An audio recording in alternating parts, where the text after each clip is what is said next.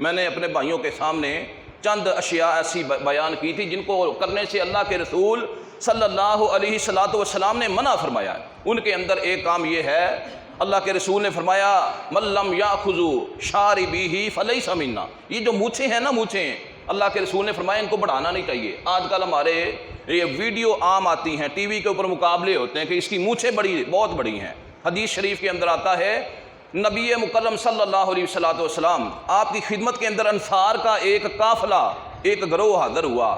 بزرگ آدمی تھے، سفید رنگ کی داڑھیاں رکھی ہوئیں، اور اللہ کے رسول نے فرمایا یہ جو تمہاری داڑھی ہے نا سفید رنگ کی، ان کو کلر کیا کرو، رنگ کیا کرو، یا سرخ کر لو یا زرد کر لو۔ کالا کرنا منع ہے، یا ان کو سرخ کیا کرو یا کالے کیا کرو۔ اس کی وجہ کہ یہودی لوگ جو ہیں وہ اپنی داڑھیوں کو سفید رکھتے ہیں، رنگ نہیں کرتے۔ تم یہودیوں کی مخالفت کرو اور تم اپنی داڑھیوں کو رنگ کیا کرو، اپنے بالوں کو، سفید بالوں کو کلر کیا کرو، ان کی مخالفت کرو۔ صحابہ نے سوال کیا اللہ کے رسول وہ شلوار پہنتے ہیں، ہمارے لیے کیا حکم ہے؟ اللہ کے رسول نے فرمایا وہ خالی شلوار پہنتے ہیں یہودی، تم شلوار بھی پہنا کرو اور تہمت بھی پہنا کرو تاکہ یہودیوں کی مخالفت ہو۔ پھر دوسرا سوال کیا گیا کہ اے اللہ کے رسول یہودی جو ہیں خالی موزے پہنتے ہیں، اس وقت کی ضرورت ہوگی، اور آپ نے فرمایا تم موزے بھی پہنو، تم جوتے بھی پہنو۔ پھر آپ صلی اللہ علیہ وسلم نے فرمایا یہودی جو ہیں، کبھی اگر آپ لوگوں نے ان کے چہرے یہ سکرین کے اوپر دیکھے ہو نا، اللہ ان کو نیست و نابود فرمائے، مسلمانوں کے سب سے بڑے دشمن، اللہ کے رسول نے فرمایا یہودی جو ہے نا یہ مونچھیں بڑھاتے ہیں، داڑھیوں کو کٹا دیتے ہیں، تم ان کی مخالفت کرو، داڑھیوں کو بڑھاؤ اور اپنی مونچھوں کو کاٹا کرو۔ اللہ کے رسول صلی اللہ علیہ وسلم نے اس چیز کا حکم دیا۔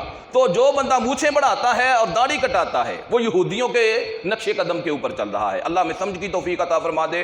اور دوسرے نمبر کے اوپر آپ صلی اللہ علیہ وسلم نے ارشاد فرمایا من شق الجیوب وضرب الخدود، جو بندہ، جو عورتیں فوتگی ہو جائے گھر کے اندر، اپنے گالوں کو، اپنے گریبانوں کو نوچنا شروع کر دیتی ہیں، فلیس منا، اللہ کے رسول فرماتے ہیں میرا ان کے ساتھ کوئی تعلق نہیں ہے۔ میرے بھائیو، ہم کو تو ہر وہ کام کرنا ہے جس کے ساتھ ہمارا تعلق اللہ کی ذات کے ساتھ ہو، اور جس کی وجہ سے ہمارا تعلق جو ہے اللہ کے رسول صلی اللہ علیہ وسلم کی ذات کے ساتھ پکا ہو جائے۔ تیسرا آپ نے یہ نقش بیان فرمایا من غشا فلیس منا، دھوکہ کرنے والا، دھوکہ کرنے کے ہمارے پاس آج کل 110 طریقے ہیں۔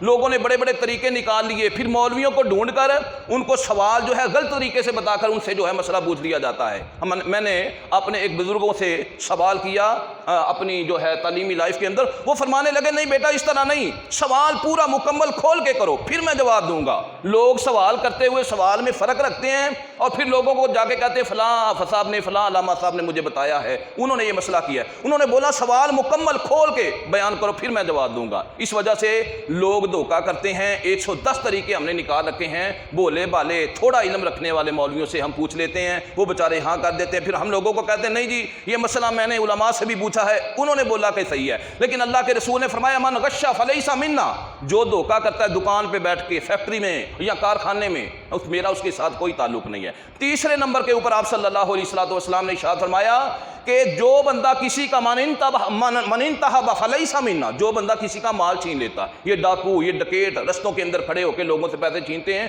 میرا اس کے ساتھ کوئی تعلق نہیں ہے۔ پھر آپ نے اس کے بعد ارشاد فرمایا کہ وہ بندہ جو کسی کی چیز کے اوپر قبضہ کر لیتا ہے، غاصبانہ ناجائز قابض ہو جاتا ہے۔ آپ نے 20 سال پہلے کسی بندے کو کوئی امانت دی تھی، آپ نے بولا یار میں باہر جا رہا ہوں تو میں واپس آؤں گا آپ سے لے لوں گا، جب آپ آئے اس نے آپ کو آسانی سے کہہ دیا یار وہ تو اسی وقت گم ہو گئی تھی، تو اللہ کے رسول فرماتے ہیں ایسا بندہ، ایسی سوچ رکھنے والا محمد رسول اللہ صلی اللہ علیہ وسلم کا اس کے ساتھ کوئی تعلق نہیں ہے۔ میرے بھائیو، تعلق بنانے والے کام جو ہے ہم نے کام کرنے ہیں۔ پھر اس کے بعد آپ نے فرمایا جو بندہ سانپوں کو اس وجہ سے نہ مارے کہ سانپ بدلہ لے لیتے ہیں، ہمارے اندر تہم پرستیاں بڑی ڈالی جاتی ہیں نا، یہ تہم پرستیاں ہم نے ہندوؤں سے لی ہیں۔ کالی بلی آگے سے گزر گئی، کہیں گے جی آج ہمارا دن اچھا نہیں گزرے گا، صبح صبح گاہک آ گیا خالی چلا گیا تو کہیں گے جی ہمارا آج دن اچھا نہیں گزرے گا، تو یہ تہم پرستی تھی۔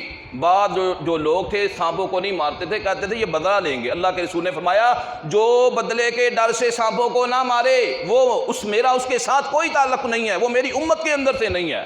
ابا فرماتے جب سے ہم نے رسول اللہ صلی اللہ علیہ وسلم کا یہ فرمان سنا اس دن سے ہم نے کبھی سانپوں کو جو ہے زندہ نہیں چھوڑا، جب بھی ہمارے سامنے آئے ہم نے اس کو مار دیا۔ ہاں اتنا حکم ہے اگر سفید رنگ کا ہو، میں پہلے یہ مسئلہ بیان کر چکا ہوں، تو 3 دفعہ اس کو بولے کہ چلے جا، اگر وہ چلا جاتا ہے ٹھیک ہے، اگر نہیں جاتا تو پھر چوتھی چوتھے دفعہ یا چوتھے دن اس کو جو ہے وہ مار دے۔ تو میرے بھائیو ان چیزوں کو ہمیں اپنا کر رسول اللہ صلی اللہ علیہ وسلم کے ساتھ اپنا تعلق جو ہے وہ قائم کرنا ہے، اپنا تعلق پختہ کرنا ہے۔ آخری بات جو میں گزارش کرنا چاہ رہا ہوں، اللہ کے رسول صلی اللہ علیہ وسلم نے یہ تیر اندازی اس کے اوپر بڑا زور دیا ہے۔ اکثر لوگ نوجوان علماء کرام سے، مفتیان اعظام سے یہ سوال کرتے ہیں کہ یہ جو ہم کھیلتے ہیں، کرکٹ ہو گئی، یہ دوسرے فٹ بال ہو گئی، کیا کھیلنا جائز ہے؟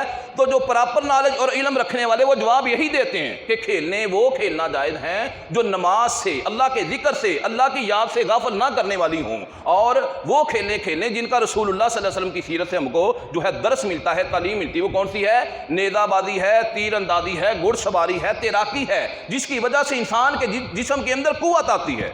اللہ کے نبی نے فرمایا جو بندہ نیزہ بازی سیکھ کر اس کو بھول جاتا ہے، میرا اس سے کوئی تعلق نہیں ہے۔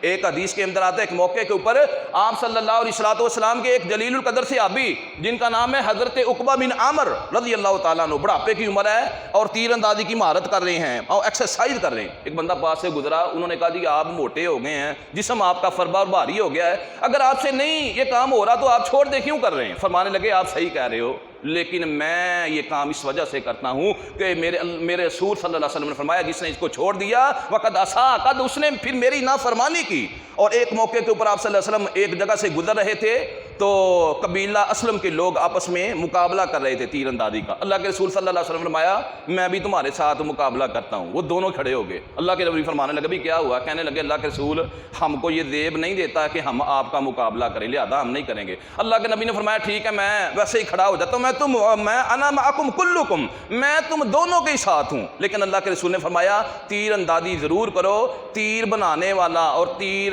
چلانے والا اور تیر جو ہے تیر ترکش کے اندر سے نکال کے دینے والا، اللہ کے رسول فرماتے تینوں کے اوپر اللہ جنت کو واجب قرار دیتے ہیں۔ اللہ کے رسول نے حکم دیا تیر اندازی بھی کرو، گھڑ سواری بھی کرو، لیکن اللہ کے رسول نے فرمایا اگر دونوں کے اندر سے مجھے ایک چیز جو ہے اس کا انتخاب کرنا پڑے، سلیکٹ کرنی پڑے، تو میں تیر اندازی کو جو ہے سلیکٹ کروں گا۔ اللہ کے رسول نے فرمایا یہ اللہ کی نعمت ہے۔ مطلب اس کا یہ ہے اس وقت کے اندر تیر اندازی کا دور نہیں ہے کہ من استطاعتم واعد لهم من استطاعتم من قوہ، اللہ کا کلام کہتا ہے، اللہ کہتا ہے جنگی حالات کے لیے ہمیشہ تیار رہو، اپنی مہارت جو ہے اس کو قائم رکھو، اسلحہ جو ہے اس کو چلانے کا گرز سیکھ کر رکھو۔